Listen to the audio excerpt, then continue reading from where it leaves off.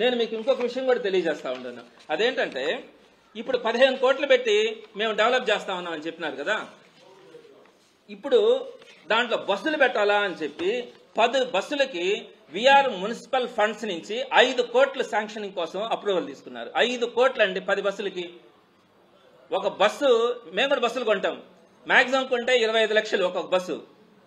కానీ 10 బస్సులకి 5 కోట్లకి మొత్తం అంతా కూడా అప్రూవల్స్ అయిపోయినాయి. మరి ఈ బస్సులు కొన్నారా? కొనలా. దీన్ని పక్కన పెట్టేసి ఒక్కొక్క బస్సుని నెలకి 1,20,000 రూపాయలు పెట్టి నారాయణ గారు స్కూల్లో ఉన్నటువంటి బస్సులను తీసుకుని అక్కడ పెట్టుకున్నారు. అంటే ఒక్కొక్క బస్సుకి 1,20,000 రూపాయలు రెంట్ నెలకే కడతా ఉన్నారు. 10 బస్సుల మీద 12 లక్షల రూపాయలు కడతా ఉన్నారు. సంవత్సరానికి ఎంత అయిందో చూడండి. 40 మంది పిల్లలను తీసుకురావాలంటే నెలకి 1,20,000 రూపాయల లెక్కన 12 నెలకి 14,40,000 కడితే ఒక్కొక్క పిల్లోడికి ట్రాన్స్పోర్టేషన్ కి 35,000 రూపాయలు మీ బస్సుల కోసం మీరు పే చేస్తా ఉంటారు. ఒక్కొక్క పిల్లోడికి సంవత్సరానికి 35,000 రూపాయలని మీరైతే సైకిల్ తీసుకోవచ్చు పిల్లోడికి ఒక్కొక్కరికి. ఒక్క సంవత్సరానికి మనం పెట్టేటువంటి ఖర్చు, దానికి సంబంధించినటువంటి అప్రూవల్ తీసుకున్నారు. అదేవిధంగా ఆ తర్వాత రోజే ఇంకొక 5 కోట్లకి కార్పొరేషన్ దగ్గర 30వ తేదీ 5వ నెలలో 5 కోట్ల రూపాయలని మీరు స్నాక్స్ కోసం మీరు శాంక్షన్ చేయించుకున్నారు, ఈవినింగ్ స్నాక్స్ కోసం. సో ఇది నేను మీకు కాపీ ఇస్తాను. ఇట్లా ఎవ్రీథింగ్ అంతా కూడా ఈ ప్రాసెస్ అంతా చూస్తే నాకు చాలా విచిత్రంగా అనిపిస్తుంది. చేయండి, నేనేం తప్పు పట్టట్లా, మీరు ఏదైనా చేయొచ్చు. కానీ ఒక పద్ధతి, ఒక ధర్మం, ఒక ఇనిషియేషన్స్ అయిన తర్వాత కొన్ని సిస్టమ్స్ కొన్ని ఉంటాయి. నేను ఇంకా కూడా మీకు చెప్తా ఉన్నాను చూడండి. విఆర్ కాలేజీలో జాయింట్ కలెక్టర్ గారు ఏ విధంగా ఒక లెటర్ కమిషనర్ రాస్తే ఇమీడియట్ గా ఆయన ఎలాంటి అప్రూవల్ లేకుండా ఆయన టోటల్ విఆర్ హై స్కూల్ అంతా సుమారుగా, అది నాకు తెలిసి చాలా కాస్ట్లీ ప్రాజెక్ట్, 1000 కోట్ల రూపాయలు విఆర్ హై స్కూల్ ప్రాపర్టీస్ ఉంటాయి. సో దాన్ని తీసుకుని వెళ్ళి మీరు ఒక సింగిల్ లెటర్ తో ఎలాంటి అప్రూవల్ లేకుండా, గవర్నమెంట్ నుంచి ఎలాంటిది లేకుండా మీరు హ్యాండ్ ఓవర్ చేసినారు. అసలు ఏంటి జాయింట్ కలెక్టర్ గారు దానికి ఏ విధంగా ఉన్నారు? స్పెషల్ ఆఫీసర్ గా ఉన్నారు. స్పెషల్ ఆఫీసర్ డ్యూటీస్ ఏంటి నేను చెప్తాను. యాక్చువల్గా 1983లో కోర్టుకి వెళ్తే ఆ రోజునటువంటి కమిటీని నెల్లూరు కోర్టు డిస్మిస్ చేసింది. వెంటనే 2017లో హైకోర్టులో, అంటే సుమారుగా 37 ఇయర్స్ తర్వాత హైకోర్టుకి వెళ్ళిన తర్వాత అప్పుడున్నటువంటి కమిటీని రద్దు చేసింది. ఇప్పుడు నారాయణ గారు అంటున్నారు కదా వైసీపీ మూసేసిందని. ఎప్పుడు జరిగింది? VR college, VR high school చాలా చక్కగా జరుగుతూ ఉన్నాయి. 2017 మార్చి 6వ తేదీన టీడీపీ గవర్నమెంట్ ఉన్నప్పుడు వీళ్ళు ఒక ఆర్డర్ తెచ్చుకున్నారు. వీళ్ళకి ఒక ఆర్డర్ వచ్చింది. ఆర్డర్లో అప్పుడున్నటువంటి కమిటీని డిస్మిస్ చేసి కొత్త ఎలక్షన్కి వెళ్ళమని చెప్పినారు. ఆ రోజు నేను వివేకానంద రెడ్డి గారితో నేను దగ్గరగా ఉండేవాడిని. నాకు తెలుసు వివేకానంద రెడ్డి గారు ఎంత బాధపడినారు, ఆ కాలేజీని డెవలప్ చేయడానికి ఎంత బాధపడినారు. ఏం జరిగింది? ఆ తర్వాత ఆయన మళ్ళా రివ్యూకి వేస్తారు. రివ్యూ పోతే సుప్రీంకోర్టుకి వెళ్ళాడు. దానికి సంబంధించినటువంటి ప్రతి జడ్జిమెంట్ కూడా నా దగ్గర ఉంది. సుప్రీంకోర్టుకి వెళ్ళిన తర్వాత సుప్రీంకోర్టులో ఏం చెప్పింది? ఇమీడియట్ గా మీరు 2018 నవంబర్ లోపల, 2018 జూలై లోపల మీరు ఎలక్షన్స్ పెట్టమని చెప్పి ఆ రోజు ఆర్డర్ ఇచ్చింది. మీరు పెట్టారా? పెట్టలా. ఆ తర్వాత ఏం చేస్తారు? మీరు మీ గవర్నమెంట్ లోనే స్పెషల్ ఆఫీసర్ని రిక్రూట్ చేస్తారు. స్పెషల్ ఆఫీసర్ని ఎవరు చెప్తే రిక్రూట్ చేస్తారు? ఆర్జేడీ చెప్తే రిక్రూట్ చేస్తున్నారు. ఆర్జేడీ ఎవరు చెప్తే వింటారు? గవర్నమెంట్ చెప్తే వింటారు. మీరు ఎలక్షన్స్ పెట్టచ్చుగా, మీరు పెట్టలా. ఆ తర్వాత మళ్ళా వాళ్ళు సుప్రీంకోర్టుకి వెళ్ళినారు. పెడితే వాళ్ళు ఏం చెప్పినారు? సుప్రీంకోర్టు 2018 అక్టోబర్ 31 లోపల ఖచ్చితంగా ఎలక్షన్స్ పెట్టమని చెప్పినారు. అప్పుడు కూడా టీడీపీ గవర్నమెంటే ఉంది కదా, పెట్టినారా? పెట్టలా. ఏం చేస్తున్నారు? స్పెషల్ ఆఫీసర్ పెట్టినారు. అసలు స్పెషల్ ఆఫీసర్ రిక్రూట్మెంట్ ఏ విధంగా జరిగింది? కేవలం డే టు డే యాక్టివిటీస్ చూసుకోవడానికి, వచ్చిన శాలరీస్ ని డిస్ట్రిబ్యూట్ చేయడానికి మాత్రమే స్పెషల్ ఆఫీసర్ని రిక్రూట్ చేస్తున్నట్టుగా ఆ రోజు ఇచ్చింది. సో మీరేం చేస్తున్నారు? ఇప్పుడు టోటల్ గా ప్రాపర్టీని అంతా మున్సిపాలిటీకి హ్యాండ్ అవుట్ చేస్తున్నారు. ఇది సాధ్యమా? మీరు నారాయణ గారు నేను కరెక్ట్ గా విఆర్ హై స్కూల్ కోసం నేను చిత్తశుద్ధితో పనిచేస్తున్నాననే అభిప్రాయం మీకు గనుకుంటే మీరు ఏం చేసి ఉండాలా? దానికి ఇంతకు ముందు ఏదైతే వాళ్ళు ఎయిడెడ్ ఫ్యాకల్టీని వెనక్కి చేస్తున్నారు అప్పుడున్నటువంటి రూల్స్ ప్రకారం, ఆ తర్వాత గవర్నమెంట్ కూడా కొన్ని చేంజెస్ చేస్తుంది. వైఎస్ఆర్సీపీ గవర్నమెంటే. ఫర్ ఎగ్జాంపుల్ జవహర్ భారతి కానీ, డిఆర్డబ్ల్యూ కానీ అట్లాంటి అనేక కాలేజెస్ కి, ఒక ప్రెస్టీజియస్ కాలేజెస్ కి వీళ్ళు ఎవరైతే స్టాఫ్ ని పంపించేస్తున్నారు గవర్నమెంట్ లోకి, వాళ్ళని వెనక్కి తెచ్చుకునే ఫెసిలిటీని ఇచ్చింది. మరి ఈ రోజు మీరు విఆర్సీని కనుక డెవలప్ చేసుకోవాల్సింటే ఆ ఎయిడెడ్ సెక్టార్ లోనే ఎవరైతే ఇక్కడి నుంచి ఫ్యాకల్టీ వెళ్ళిపోయినారో వాళ్ళందరినీ కూడా మీరు వెనక్కి తెప్పించుకునే సోర్స్ ఈ రోజు ఉంది. అదేవిధంగా ఎయిడెడ్ కనుక అయితే ఎన్ని పోస్టులు వ్యాకెన్సీస్ ఉంటాయో వాటన్నిటిని కూడా ఫిల్ చేసుకునే శక్తి ఈ రోజు ఎయిడెడ్కి ఇచ్చినారు. సో మీరు ఎయిడెడ్ కాబట్టి ఫిల్ చేసుకోవచ్చు. అలా కాకుండా కార్పొరేషన్కి ఇచ్చినారు. కార్పొరేషన్కి ఎటువంటి పరిస్థితుల్లో ఈరోజు సొంతంగా స్టాఫ్ని రిక్రూట్ చేసుకునే అవకాశం కూడా ఉండదు. సో మీకు ఒక పొజిషన్ ఉంది, విఆర్సీని మీరు డెవలప్ చేయాలనుకున్నప్పుడు దాన్ని ఎయిడెడ్ సెక్టార్లోనే కనుక కంటిన్యూ చేయించి ఉండి ఆ స్టాఫ్ని వెనక్కి తెప్పించుకొని కంప్లీట్గా అక్కడ ఉన్నటువంటి వ్యాకెన్సీస్ అన్నిటికీ నోటిఫికేషన్ ఇచ్చి ఆ నోటిఫికేషన్ ద్వారా మీరు వ్యాకెన్సీస్ అన్నింటినీ ఫిల్ చేయొచ్చు. చాలా చక్కగా ఆ స్కూల్ని కాలేజీని డెవలప్ చేయొచ్చు. కానీ మీరు మున్సిపల్ కార్పొరేషన్ కిందకి ఇచ్చినారు. ఇంకొక పాయింట్ కూడా చెప్తా, విఆర్ కాలేజీ అసలు పేరేంటి? వెంకటగిరి రాజాస్ కాలేజ్. మేము వైఎస్ఆర్సీపీ అంటాం, అంటే పూర్తి పేరు మాకుంది. టీడీపీ అంటారు, పూర్తి పేరు వాళ్ళకు ఉంటుంది. కానీ రాయాల్సిన దగ్గర పూర్తి పేరు రాయాలా. మీరు పర్మిషన్కి అప్లై చేసేటప్పుడు కూడా మీకు చిత్తశుద్ధి ఉంటే వాళ్ళు రాసింది ఏంటి?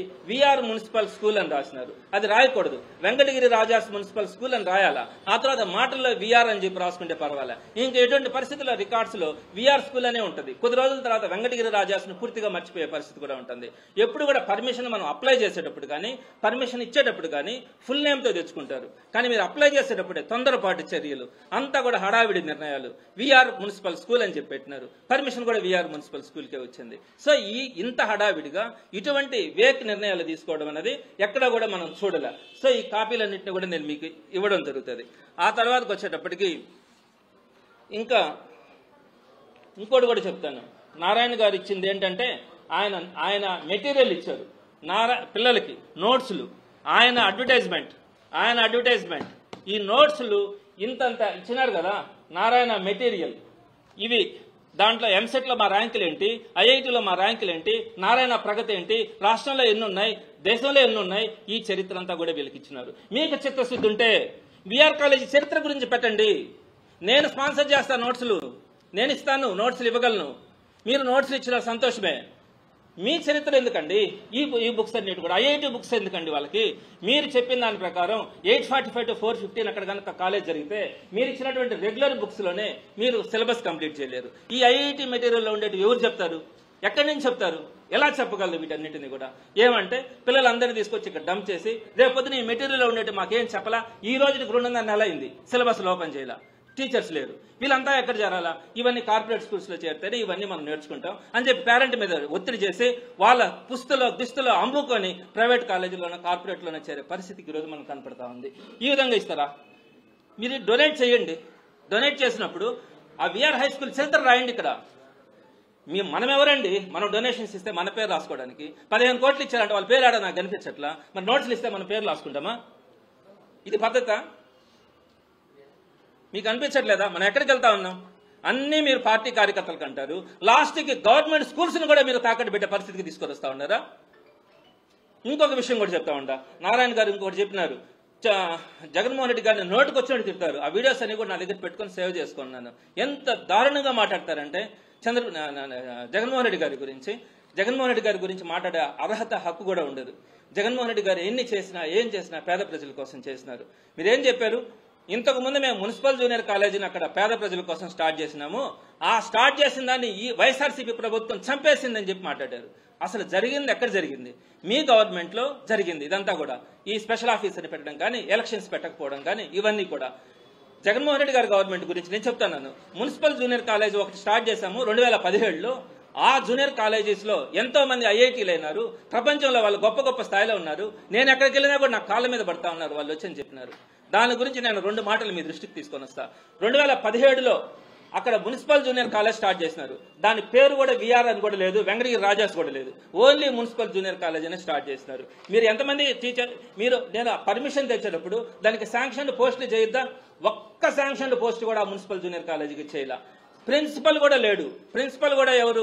మీ కాలేజీలో ఉండేటువంటి నాగేశ్వరరావు అనే వ్యక్తిని తీసుకొని అక్కడ ప్రిన్సిపల్ గా పెట్టి మీరు విఆర్ కాలేజీలో జూనియర్ కాలేజ్ స్టార్ట్ చేసినారు. ఒక్క లెక్చరర్ ను కూడా మీరు పోస్ట్ ని శాంక్షన్ చేయించుకోవాలా. పైపెచ్చు మైనారిటీలకు సంబంధించి పిఎన్ఎం జూనియర్ కాలేజ్ అని చెప్పి పిఎన్ఎం స్కూల్లో ఒకటి స్టార్ట్ చేస్తారు. దానికైతే అసలు పర్మిషనే లేదు. ఈ రోజుకి కూడా దాన్ని చక్కగా వైఎస్ఆర్సీపీ గవర్నమెంట్ లో కూడా రన్ చేసినాం. ఈ రెండింటికి కలిపి ఒకే పర్మిషన్ పెట్టినారు, ఒక్క పోస్ట్ కూడా శాంక్షన్ లేదు. పైపెచ్చు మీరు ఆప్కాస్ ద్వారా ఎక్కడ కూడా ఆంధ్ర రాష్ట్ర చరిత్రలో ఒక జూనియర్ లెక్చరర్ ని ఆప్కాస్ ద్వారా తీసుకోలే. మరి ఆప్కాస్ ద్వారా రిక్రూట్ చేసుకోవాల్సిన పరిస్థితి వచ్చింది. ఎందుకని? మీరు ఎలక్షన్స్ లో ఓడిపోగానే ఆ టీచర్స్ ని వెనక 2020 నుంచి మీరు వెనక్కి వెళ్ళిపోయినారు. ఆ టీచర్స్ అంతా కూడా, ఆ లెక్చరర్స్ అంతా కూడా వెళ్ళిపోతే ఏం చేయాలా? వైఎస్ఆర్సీపీ మూసేలా ఆ లెక్చరర్స్ ని ఆప్కాస్ ద్వారా తీసుకొని వాళ్ళందరినీ కూడా ఎక్కడా కూడా వాళ్ళకి ఇబ్బంది లేకుండా రన్ చేసినారు. ఇంకోటి కూడా చెప్తా ఉండా, మీరు residential junior college, municipal junior college పెట్టినారు కదా 2017లో, ఆ రోజుకి పర్మిషన్ లేకుండా పెట్టినారు. పెట్టి 2018 జనవరిలో మీకు పర్మిషన్ వచ్చింది దానికి సంబంధించి. ఒక గవర్నమెంట్ సెక్టార్లో మనం ఒక ఇనిషియేషన్ స్టార్ట్ చేసేటప్పుడు పర్మిషన్ కూడా ఉండాలా. సరే, అది కూడా తెచ్చుకున్నారు. రెసిడెన్షియల్ కాలేజ్ పెట్టినారు. అక్కడ రెసిడెన్షియల్ కాలేజ్ అంటే ఫుడ్ పెట్టడానికి ఎంత అవుతుందండి? బయట ఫుడ్ పీజీలతో సహా ఎంత అవుతుంది? 3,000-4,000 వస్తుంది కదా. 3 పూట్ల భోజనం పెట్టడానికి వేరే వాళ్ళకి కాంటాక్ట్ ఇస్తే, విఎంఆర్ క్యాటరింగ్స్ వాళ్ళకి ఇస్తే ఒక్కొక్క పిల్లోడికి 7,000 రూపాయలు ఇచ్చినారండి. ఒక్కొక్క స్టూడెంట్కి ఓన్లీ భోజనం తెచ్చిపెట్టిన దానికి. సో ఈ డేటా కూడా తెలుస్తా ఉన్నాను. సో ఇట్లా మీరు ఆ రోజు తెస్తే నేను మీకు డీటెయిల్స్ కూడా ఇస్తాను. అంటే ఈ వైఎస్ఆర్సీపీ గవర్నమెంట్లో కూడా ఎక్కడా కూడా స్ట్రెంత్ తగ్గల. మీరు అన్నారు కదా, మీరు స్టార్ట్ చేసినటువంటి జూనియర్ కాలేజ్ మీరు స్టార్ట్ చేసినప్పుడు ఎంతమంది? 49 మంది అండి. 300 మందికి ఇచ్చినానంటున్నారు. ఆ తర్వాత మా గవర్నమెంట్లో 137, 157, 148, 137, 126, 135, 108, 183, ఇప్పుడు 148కి వచ్చింది. ఎవ్రీ ఇయర్ స్ట్రెంత్ మెయింటైన్ చేస్తానే ఉన్నాం కదా.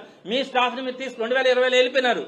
వీఆర్ మున్సిపల్ జూనియర్ కాలేజీకి, వీఆర్ కూడా అన్నట్లే మున్సిపల్ జూనియర్ కాలేజీకి ఇచ్చినటువంటి ఫ్యాకల్టీ వెళ్ళిపోయినారు 2020లోనే. అయినా రన్ చేస్తుంది కదా, మంచి రిజల్ట్ ఇచ్చింది కదా. ఎక్కడ చంపేసింది? ఒక్క శాంక్షన్ పోస్ట్ అయినా. పోనీ ఈ రోజుకి మీరు ఆ మున్సిపల్ జూనియర్ కాలేజీ మీరే కదా ప్రారంభించింది. మీరేం చేస్తున్నారు? ఇక్కడ హై స్కూల్ పెట్టి ఆ జూనియర్ కాలేజీని తరిమేశారు. వాళ్ళకు రూములు లేక మొన్నటి దాకా లేవు. వాళ్ళకు భోజనం కూడా జూన్ నుంచి రావట్లేదండి. నేను ఆ విషయాన్ని ఎంఈఓతో కానీ అందరితో కూడా నేను మాట్లాడాను.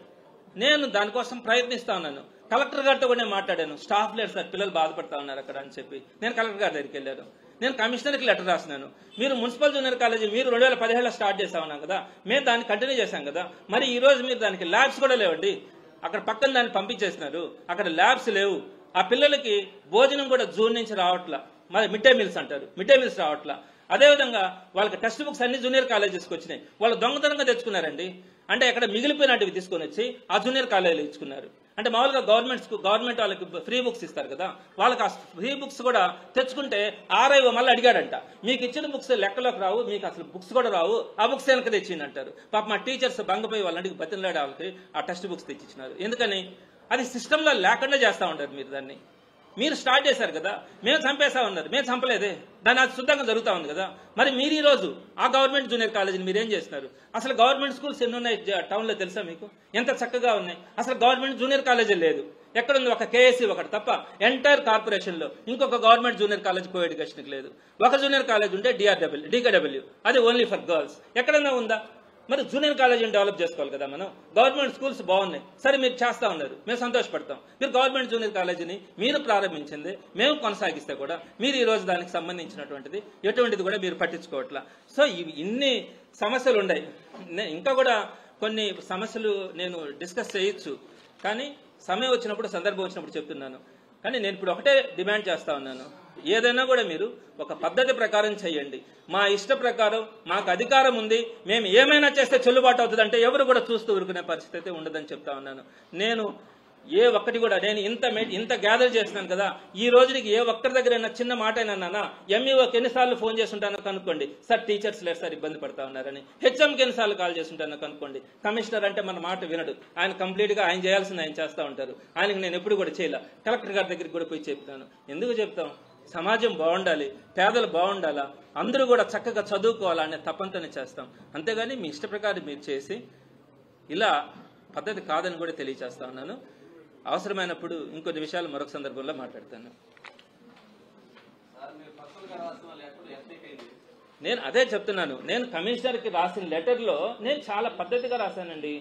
అసలు డిపిఆర్ ఏంటి సార్ అని అడిగాను. ఇంత డబ్బులు దానికి పెడుతున్నారు కదా, డిపిఆర్ ఏంటి, వెహికల్స్ ఏ ఫండ్తో కొంటున్నారు, వెహికల్ మెయింటెనెన్స్ ఎట్లా, ఫుడ్ ఎలా పెడుతున్నారు అని అడిగాను. తప్ప అది సామాన్య ప్రజలు అడగచ్చు కదా.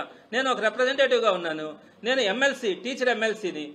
మరి నేను అడగడం తప్ప, నేను ఎక్కడైనా దాన్ని వాడొద్దని కానీ చెయ్యొద్దని కానీ చేయడానికి లేదని కానీ నేను ఎప్పుడైనా ఎక్కడైనా మాట్లాడానా, ఆ లెటర్లో ప్రస్తావించానా? ఆ లెటర్ కమిషనర్ తీసుకెళ్లి రాజకీయ నాయకులకి ఇస్తే ఇంకా కమిషనర్ వ్యవస్థను మనం ఏమనుకోవాలా? నేనేమైనా తప్పు మాట్లాడుంటే ఓకే, నేను చెయ్యొద్దని ఉంటే ఓకే, నేను ఎక్కడైనా ఎవరినైనా ఏ విధంగానైనా మాట్లాడుంటే కూడా ఓకే. నేను మొన్న విఆర్ హై స్కూల్ విజిట్కి వెళ్తే కూడా అన్నీ చూసి బాగా చేయండి అని చెప్పి వచ్చినాను, కానీ ఒక్క కామెంట్ కూడా నేను చేయలేదు కదా. ఈ రోజు దాకా నేను చేయలేదు కదా, ఏ ఒక్కటి కూడా చేయలేదు కదా. అది ఇలాంటి వ్యవస్థలో మనం ఉన్నాం. మీరు కూడా పెద్దలందరూ ఆలోచించి అందరినీ కూడా మార్చుకోవాల్సిన పరిస్థితి ఉంటుందని మాత్రం మీ ద్వారా తెలియజేస్తా ఉన్నాను. ఎవ్రీథింగ్ అంతా కూడా మీకు సాఫ్ట్ కాపీస్ కూడా నేను ప్రొడ్యూస్ చేస్తాను.